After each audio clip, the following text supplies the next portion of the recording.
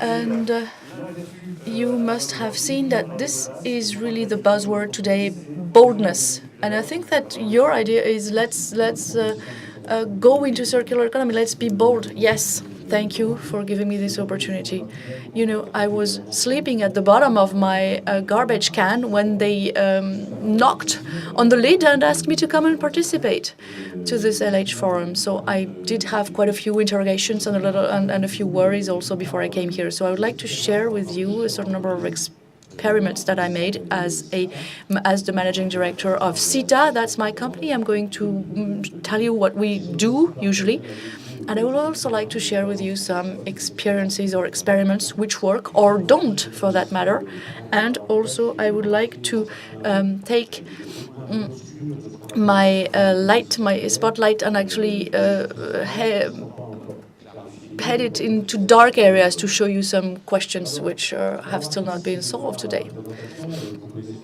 Well, I'm sure that this slide, you know, or everything that people say about that. We consider today that in the world there are about 10 million tons of waste, which is produced every day. I'm sure you also know this next one here. Oops, I got them in the wrong order. I'm sorry. Which is definitely what you're not supposed to do when you make a presentation. We only recycle today in the world 10% of all this waste which is produced. And I really appreciate your calmness here, because if I was in the room, I would think, not starting good. And especially I remember the presentations made before by Mr. Lambert. And, you know, I said that I was going to share my interrogations with you, but there's one interrogation that I don't have to share with you because it's not even an interrogation. If we're going to talk about circular economy, I'm the first to assert loud and clear here to you that waste management is not the starting point of the reflection on circular economy. Waste recycling cannot be the main objective of circular economy. But that's why I'm really feeling very comfortable with all those principles. So I would like you to remember that I am here as a company manager. I manage the whole cycle of waste. And so this being said, of course, waste is there. That's a fact. But the accumulation of it should not be a blocking point. And sometimes in France, we are tempted to wait until the situation is completely solved to go to the next step. We have to go into circular economy, and at the same time, we have to handle waste management, trying to promote recycling as much as possible. This is what I'd like to try to show you right now. It's the usual problem. You know, what is at stake here? Well, first of all, we want to preserve resources. We want to better consume energy. And also, there's the greenhouse gas effect, which we want to bear in mind. And there are three things that I would like to say now. During my talk, I'm going to talk about valorization. Well, actually, that's recovery. In French, we say valorisation, but I think that we should actually say reusing, but in France we have a problem with the word value. So I will say recovery, and I will show you what it covers. And the second thing is that it's your waste that we have to manage, people. You know, I just said that I was sleeping at the bottom of my garbage can when they woke me up to come to talk to you here. Well, waste is a part of the economic cycle. And of course, there are companies that manage the waste, which do not produce the waste. The Brits say that when somebody gives you bad news, don't shoot the messenger, because he's not the one who produced the bad news. And that's exactly what you're talking about here. So you might want to read what's on the screen here. I'm not going to read it. I think it's a little bit complicated. And the question is, what is it? Well, it's in the environmental code. It's the definition of waste in France, and I'm sure it's the same in all Western countries, basically. Why did we consider that we had to define what waste is? Well, because in the conventional economy that we are in, waste is what is not a product. Oh, wow, congratulations for that, right? No, but this has a consequence. If you are a waste producer, that's a CEO, a company CEO, properly managing and eliminating your waste is your responsibility. You're legally liable for that. If you're operating in Europe, one of the founding principles of the Treaty of Rome or treaties defining the European Union, you've got the principle of free circulation of persons and goods and capital. So if a good can circulate freely, what is not a good should be defined as a waste, should not be able to circulate freely. So this has a whole series of consequences. And this definition, you see, is very complex because they've tried to cram up everything in there in a legal, regulatory definition. But the objective of recycling waste and managing waste as best as possible in the prospect of circular economy, I think you should say that basically the objective is that you want the waste to become a resource again. So what's the starting point here? Could I have the next slide, please? Because this button doesn't seem to be working. We seem to have a little bit of interference, different kinds of waves here. So the starting point here, in France, we say that 51% of household waste is recycled and company waste. Now, two things behind this. There are two categories of economic agents who actually produce waste. You have households, families. Each and every one of us produces about 550 kilos of waste, in France I'm talking. So these are figures from the ADEME, the Environment Agency, 30 million tons of waste from households and companies per year. Households, sorry. And then you've got companies. They also produce what is called ordinary waste. And of course that's different from chemical waste or industrial hazard waste. And so basically it's around 80 million tons. So basically what you see is the garbage truck that picks up your own garbage. That's what local authorities are concerned about. But what I want to say is that for 1 ton of waste in Western economy produced by households, you've got 2 or 3 tons of waste produced by companies. That's the ratio.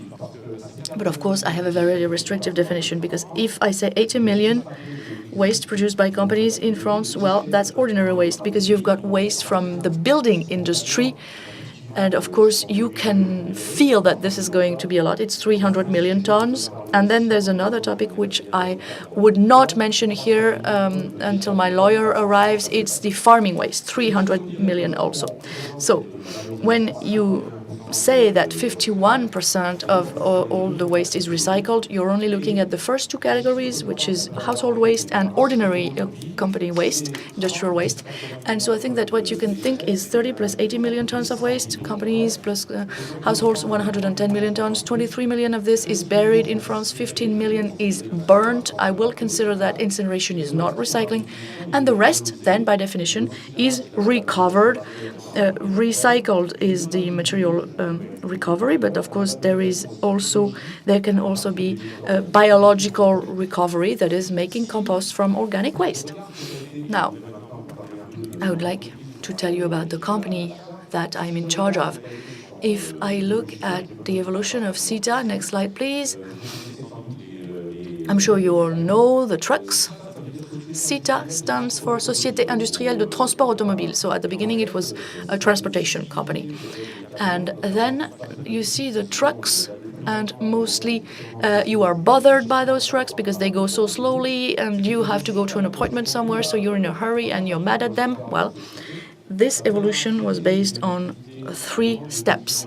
First of all, our public or private customers, 2/3 of our activity today comes from companies. You've got your little restaurant at the corner of your street, you've got the biggest French companies, and 1/3 of our activity is for household collection. So first of all, they asked me to collect waste and to evacuate it outside of the city centers. And then at the beginning of the 70s, we were asked to actually get rid of the waste. And now, for about 10 years, we've been asked to recover the waste in all possible forms, including recycling. So if I had to summarize the evolution of my company today, I would say that it's 30%. 30% is the figure because today, back in 2004, the turnover of my company was 2.5 billion euros. So the sorting and recycling activity represented 5% of the turnover. Last year, for 3.5 billion euros in sales, 30% was the revenue of recycling activity. So what we do is that we go along with our customers' demands, either public authorities or private clients, and we are very much involved in that. This evolution to us is almost a revolution, because it means that the old border that there was between so-called waste recuperation activity, if you wish, and the collection and elimination of waste, well, for a long time, they lived parallel lives. And those of you who are interested in corporate management, you remember the first business model of a waste management company was based on charging your clients for collecting and eliminating the waste. So what you do is that you give them the means to get rid of their waste and you charge them for that. If you think recycling, your commercial action will be to buy from your clients what has some value and to sell it again. Because of course your clients are aware that copper and paper and scrap metal have some value attached to them. So you see that when you have to do those two things together in terms of management, well, then it's a total paradigm shift. Now, another characteristic of SITA, if I try to differentiate myself from a lot of other companies, it is that in order to perform all these activities, I need a whole set of skills. Today we have about 12 different things that we do inside SITA, including the processing of polluted soil with the rhizomes. This was the video that you saw. We do this also. So I would also like to point at a certain number of issues connected to recycling. This is a plant. We have 400 such plants in France. It's a sorting center. It was opened in Le Mans 10 days ago, so it's very recent, very new. And I'd like to draw your attention to the following points. I'm sitting in my garbage can, and I don't want to be too theoretical. I really want to be hands-on here. So what's on this picture? Well, the first thing is that it costs about 20 million euros to build such plant, such a recycling and sorting plant. So the second thing is that today the sorting technologies have evolved so much, have become so sophisticated that at the entrance of such a sorting center you can have about anything, provided that you've separated organic waste from what I call dry matter waste. So you can put everything, you can sort everything. A sorting center like this is 20 jobs, no more. And it's not jobs where people are just standing near the conveyor belts sorting stuff. It's just they're watching that everything's fine. So 20 jobs. And then calculations were made that demonstrate that the maximum efficiency for this plant is to sort 80,000 tons per year. Today in France, they sort somewhere between 10 and 20,000 tons per year. So if I really wanted to be very rational, of course, I would have to get rid of all those small sorting centers. And this is another problem that Mr. Lambert mentioned. It's this principle of being anchored in your territory, territoriality, because very often in rural areas with very little population, you don't seem to need to have such a sorting center. So André Dupont will will talk about vitamin T, and I'm sure that he will say a few words about this, because this is an issue, and I'm sure that there could be a little bit of complementarity here. So more about our activity. This is sorting center in the Oise, north of Paris. So you've got a sorting center, you've got energy recovery plant also. You've got the development of sorting the building and construction waste. And so we have a very versatile center here. You've got the access from railway and roads, and this takes about 5 years to design and prepare, because of course everything thinks it's useful, but nobody wants it next to where they live. And everywhere in France you would have a house just next to it. So that's where we have a problem, where to place those centers. And now here we're really at the heart of recycling. Last year, SITA put on the market, on account of its clients, 6.4 million tons of secondary raw materials. So you see, you've got cardboard and paper, you've got ferrous and non-ferrous materials, and you've got plastics. And of course, you could add wood not coming from the forest, but in corporate waste, you've got a lot of wood and timber, which is usually covered in paint and chemical products. So this requires specific attention. So here we have a partnership with Nexans. On the left-hand side here, you've got wires. Well, these are electrical wires, really, because an underwater cable would be 1 meter in diameter. On the right, you've got copper, which is 99.9% pure. And in this joint venture between Nexans and us, Nexans being one of the leading cable manufacturers in France, one of the prime leaders, buyers of copper. Well, now that we have this partnership, recycled copper can be used up to 30% in whatever comes out of Nexans factories. This is an aircraft. We have a partnership with Airbus. It's called Tarmac. It's in Tarbes in the south of France. And you can see on the picture here, the idea is about dismantling, 85% of the content of an aircraft can be reused, recycled, recovered. Of course, there are specific problems, specific issues regarding spare parts because they have to be recertified and we need to make sure that all this is very safe. You have a lot of different categories of aluminum. So we have developed a partnership with the European Commission. It's a program called Pamela to think about how to loop the loop. I'm not an aircraft designer and I never will be and I don't want to be one, but I can give you some advice. Here, this is west of Paris in the Seine Valley. To the left are empty plastic bottles coming in bowls, and then, of course, you don't see the picture in the middle, but it would be a very costly factory that would actually turn those bottles into new bottles. First of all, they're turned out in pellets, but it works, but actually economically it's a disaster. We've been losing tens of millions of euros since it was started. One of the issues that we have is that you can either use a raw material, crude raw material coming from oil, or a secondary raw material which has been processed. So by definition, this processing generates an additional cost. So if the price of oil is high, well, then the competitiveness of both prices will be valid because the difference is low. But if the price of oil goes down, the additional cost of this process will increase.